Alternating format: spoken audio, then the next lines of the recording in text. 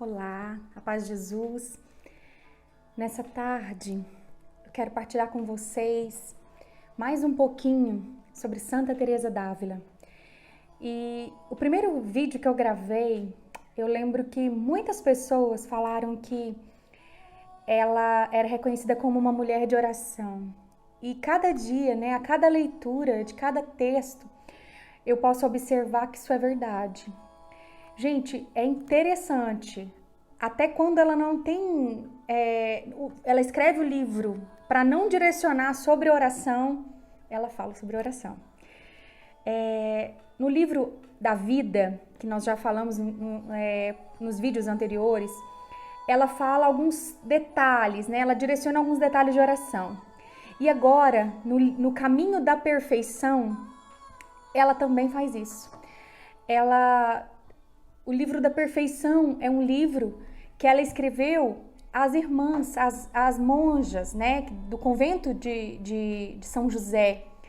Vendo ela, entrar em êxtase em Deus, elas pediram, ensina-nos a orar.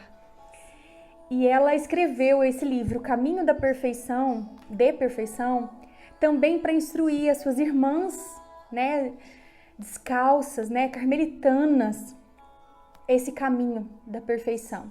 E ela fala, nesse livro, conselhos práticos, Eu acho interessante porque ela é muito didática, ela é muito acessível nesse livro, de uma linguagem simples, Como iniciar a vida de oração, Como ter uma vida reformada em Deus.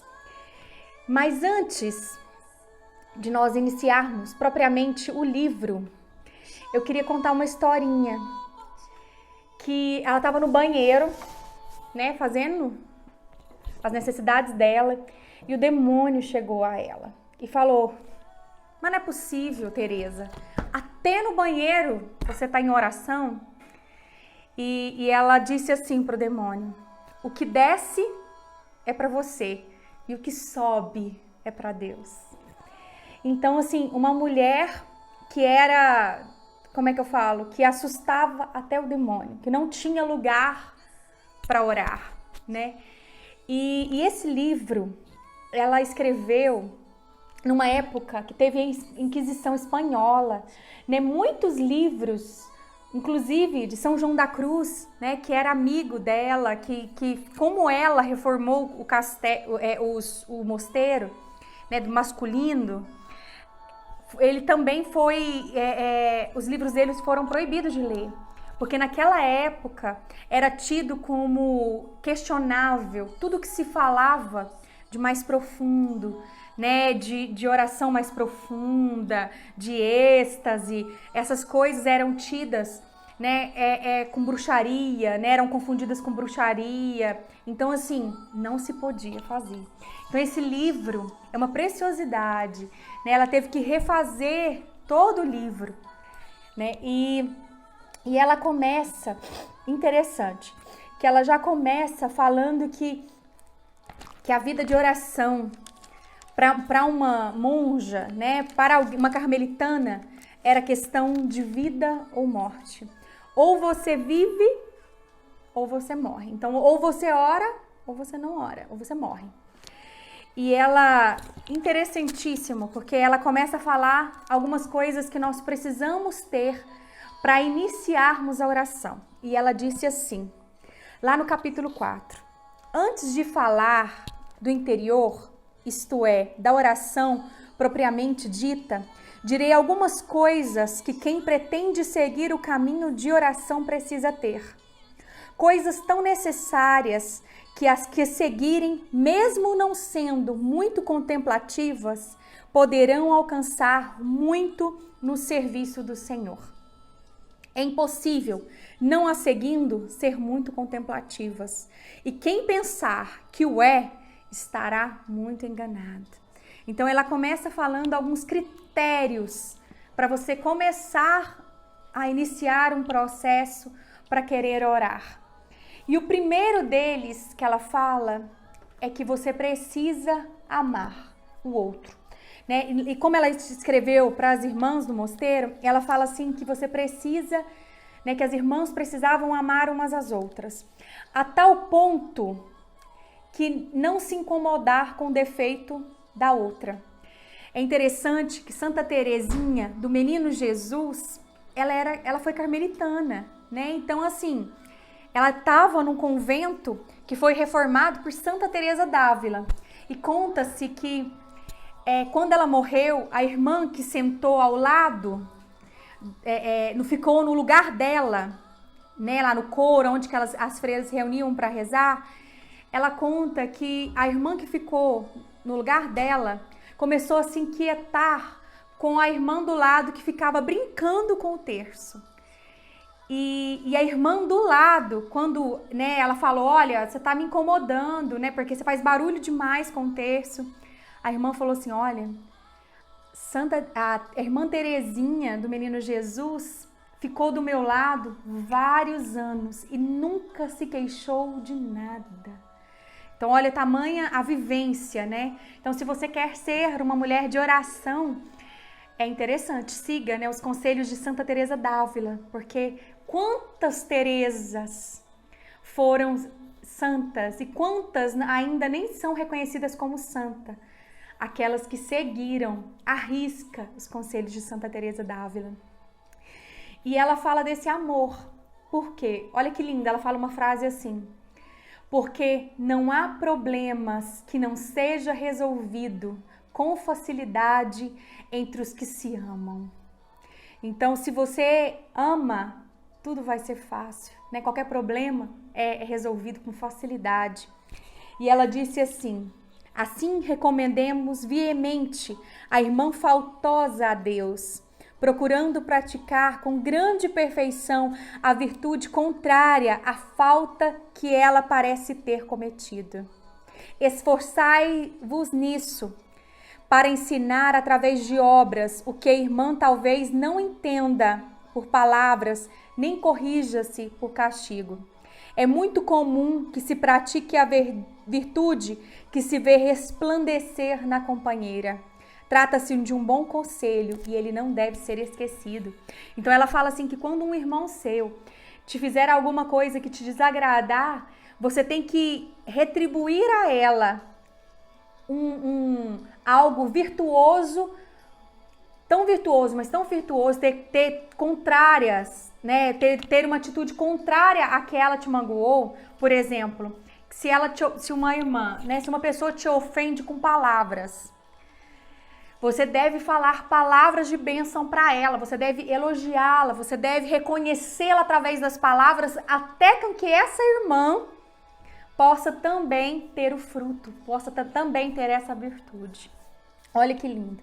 E o segundo detalhe para a iniciação da oração é o desapego de tudo que é criado. E ela fala assim: falemos agora do desapego que devemos ter, porque nisso está tudo, se o guardamos com perfeição. Digo que tudo está aqui, porque quando nos apegamos apenas ao Criador e consideramos nada todas as coisas criadas, Sua Majestade nos infunde as virtudes de tal maneira que nós, trabalhando pouco a pouco, de acordo com as nossas forças, não teremos mais que lutar e nem travar luta, pois o Senhor toma a si a nossa defesa contra os demônios e contra o mundo inteiro. E o terceiro detalhe que nós precisamos ter antes de iniciarmos a orar é ter uma verdadeira humildade. E ela fala assim: decide-vos, irmãs, viestes para morrer por Cristo e não para viver ao bem prazer por Ele. O demônio incute a ideia de que preciso tratar bem de si, para observar e guardar as regras da ordem, e tanto que se procuram guardar as regras mediante a manutenção da saúde, que se acaba morrendo sem tê-la cumprido inteiramente por um mês, e às vezes nem por um dia. Não sei para que estamos aqui. Ela quer dizer assim, que você tem que ser humilde, a verdadeira humildade, colocar o outro em primeiro lugar. Então, até a doença, até as suas fraquezas tem que ficar em segundo lugar. Se você é responsável, por exemplo, de fazer algo para um irmão e você está com dor de cabeça, está doente, ela fala que isso não deve ser o primeiro lugar, que isso não deve ser levado em conta, que o primeiro lugar é o outro. É que lindo, né? E ela fala assim também, que se nós estivermos preocupados com honra e dinheiro, esse coração também não floresce a oração. Né? E nós precisamos também ter esse detalhe, né? Que nós não vamos ser honrados, nós não vamos ganhar por isso. E ela disse assim, ela aconselhou as irmãs: se temos uma tentação, né, alguma dificuldade que nos vem nos afligir, ela fala assim, que se nós queremos nos vingar, né, do demônio e rapidamente vencer essa tentação, vencer essa dificuldade, ela fala-se assim: sujeitai-vos às coisas que vos contrariam. Então ela fala assim, se você quer vencer uma dificuldade, uma tentação, o caminho é você se sujeitar àquilo que você não gosta, àquilo que você não quer, aquilo que te contraria. Você se sujeita àquilo e aí você vence o demônio. E ela disse lá no capítulo 13 que a gente nunca deve falar: tive razão, fizeram-me isso sem razão, não teve razão quem fez isso comigo. Das más razões nos livre Deus. Parece-vos que havia razão para que o nosso bom Jesus sofresse tantas injúrias e tivesse infligidos a tantos sofrimentos? Né? Olha a questão da humildade também, né? E ela começa a falar que a oração é um hábito, que se a gente demora muito a conversar com uma pessoa, com um parente, nós vamos perdendo o hábito e nós vamos ficando sem assunto para conversar com essa pessoa. Então ela fala assim que a falta de hábito é que nos torna estranhas quando falamos com Deus. Então ela recomenda que nós oremos, né, de manhã, de tarde, de noite, como a historinha que eu falei no início, até no banheiro, né, nós devemos orar. E ela foi citando muitos tipos de oração. E ela vai falando que ela não existe uma melhor e nenhuma pior. Que nem a contemplação, né? Que muitas vezes a gente tem a impressão de que quem entra em êxtase, né? De que quem contempla Deus face a face é a melhor oração. Ela fala que não, que cada um tem o seu estilo de orar. E ela vai testemunhando qual é o dela, qual que para ela deu certo, qual que fazia com que ela tivesse uma comunhão com Deus. E ela fala assim, que muitas vezes a gente culpa a nossa dificuldade de oração com a preguiça, porque a gente tem preguiça de orar. Então, que nós, né, tenhamos coragem, né, de fechar a porta do nosso quarto, de ficarmos a só com o Senhor e seguirmos alguns passos que ela ensinou, né, no livro da vida e também que ela tem ensinado nesse livro, o livro de perfeição. E ela fala assim, que quando nós fechamos o nosso quarto e vamos orar, o próprio Senhor, o próprio Jesus vem nos ensinar, né, os gostos dele, como que ele gosta, né, qual é o cheiro, como que é o assunto que Jesus mais gosta. Então ela fala assim que o próprio Senhor vem nos ensinar a orar. E ela recomenda nós iniciarmos com o exame de consciência e o sinal da cruz. E ela vai, gente, é interessantíssimo, ela vai falando, né, durante todo o livro, exemplos do Pai Nosso, a oração do Pai Nosso. Ela disse assim, olha que lindo. E como pode ser que aqueles que não podem pensar em Deus também não se cansem com longas orações? Tampouco vou falar disso, concentrando-me nas orações que estamos obrigadas a fazer como cristãs, que são o Pai Nosso e a Ave Maria. E é interessantíssimo, gente, que quando eu fui lendo as explicações dela do Pai Nosso, né, eu não sei se em outro livro ela chegou a explicar sobre a Ave Maria, mas ela explicou nesse livro sobre o Pai Nosso, a oração do Pai Nosso. Eu entendi por que ela e São João da Cruz entrava com tanta facilidade ao rezar um Pai Nosso em êxtase. E eu vou partilhar com vocês um pouquinho mais pra frente. Ela fala assim, que na oração vocal, lá no capítulo 22, ela já começa a falar que nós precisamos ter uma postura. Para começar a orar, nós precisamos ter uma postura. Porque a gente não fala de qualquer jeito com o presidente, a gente não fala de qualquer jeito com o rei, né? Ela chama Deus de Vossa Majestade. E ela fala assim que tem todo um critério. Você não coloca uma roupa ruim para ver um rei, né? E ela começa a falar disso, que você precisa ter uma postura, não ser descuidada com Deus, porque a gente sabe, né, que Deus é bom, mas que não se justifica nós sermos irrelevantes, né, aos princípios que Ele é um rei, né, que Ele é grande. E ela fala assim que a gente precisa compreender com quem nós estamos falando, com a grandeza de quem nós estamos falando, né? E que demônio tem medo das pessoas determinadas, né? E que nós possamos ter a determinação em orar, em querer conversar com Deus. E essa oração vocal, né? Ela começa a falar que são essas orações, né? O Pai Nosso, Ave Maria. E ela conta a história de uma das irmãs dela do mosteiro. Ela conta que a irmã ficava 2 horas, 3 horas rezando o terço. Rezando o rosário, ela ficava. E ela falou assim que a irmã entrava em contemplação em Deus, com essas orações repetidas, com orações vocais, né? Com orações, com a fala, com a simples fala. Ela fala que essa irmã, ela entrava em um relacionamento profundo com Deus.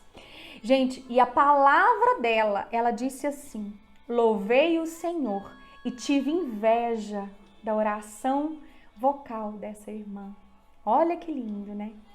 E uma outra oração que ela começa a falar, né, para nós, é sobre uma oração que ela chama de oração mais profunda, que é uma oração de recolhimento, que ela diz assim: este modo de rezar, mesmo vocalmente, recolhe o intelecto com muito mais rapidez. Além de ser uma oração que traz consigo muitos bens, chama-se recolhimento, porque a alma recolhe todas as faculdades e entra em si mesma com seu Deus. Seu divino mestre vem ensiná-la com mais brevidade e lhe dá a oração de quietude, que de uma maneira que nenhum outro modo de oração propicia. Porque a alma, absorta em si mesma, pode pensar na paixão, representar ali o seu filho e oferecê-lo ao Pai, sem cansar o intelecto, indo procurá-lo no Monte Carvalho, num horto ou numa coluna. Olha que lindo. E ela vai falando, né? Ela vai explicando.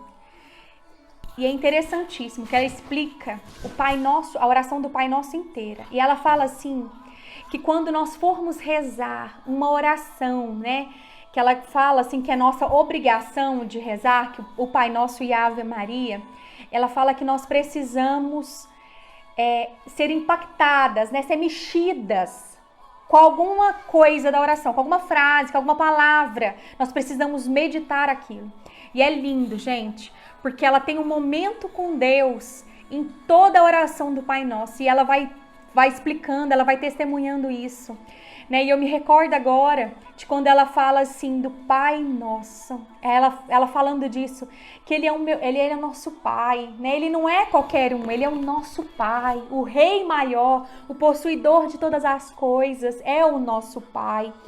E é por isso que ela, né, que São João da Cruz, entravam com tanta facilidade no Pai Nosso e na Ave Maria, porque a cada rezar eles lembravam daquilo que Deus tinha falado a eles em orações anteriores, e isso despertava um fervor na alma deles em querer mais de Deus, em conhecer mais de Deus. E eles continuavam a orar essas orações, né, repetidas, nessas orações simples. Eles entravam em Deus, era por isso. Porque eles tinham experiência com a oração do Pai Nosso. Eles tiveram experiência com a oração da Ave Maria. Será que nós temos experiência com a oração do Pai Nosso? Com a oração da Ave Maria? E ela fala assim, que o amor dos contemplativos sempre é muito.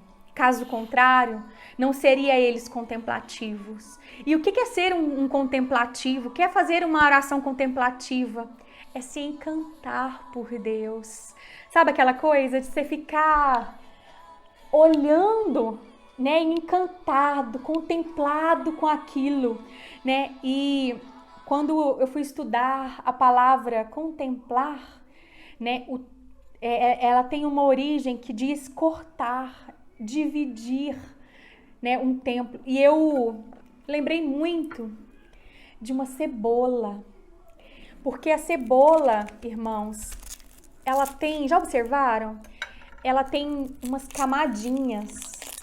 Para se chegar ao miolo de uma cebola, olha o tanto de camadas, né? Tem a camada, a gente vai cortando várias camadas, olha, várias camadas. E a oração é ir rompendo camada por camada para chegarmos ao centro de Deus, né? Ao centro de Jesus. Aí rompendo uma após a outra, até nós contemplarmos Deus. E eu quero finalizar com o versículo que está lá em Apocalipse 22:4, que diz assim: contemplarão a sua face e o seu nome estará escrito nas suas frontes. Lembra aquele ditado que fala assim, que está escrito na sua testa? Eu não sei se veio daqui, mas eu desejo, irmãos, que nós aprendemos com Santa Teresa d'Ávila a contemplar Jesus. A contemplar Jesus de tal forma, com tamanha profundidade, aí descascando, né? Cada etapazinha, cada camadazinha, até nós termos na testa, está escrito na testa Jesus.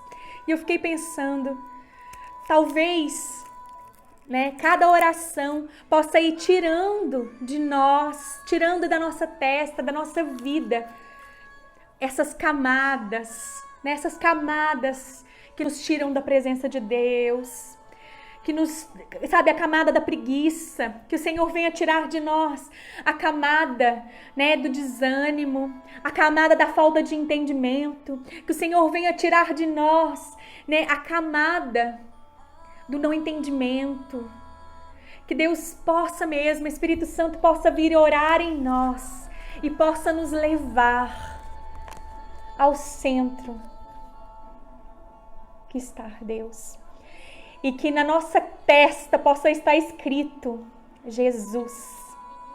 Que sejamos homens e mulheres de oração. Que tenhamos experiências com Deus. Amém.